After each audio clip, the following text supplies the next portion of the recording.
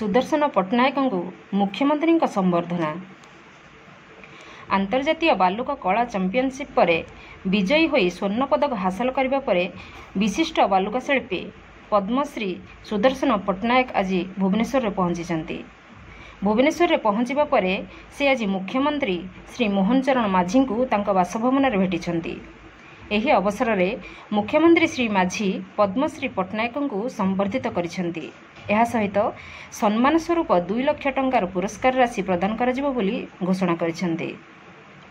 राज्य संस्कृति मंत्री श्री सूर्यवंशी सूरज मध्य उपस्थित थिले।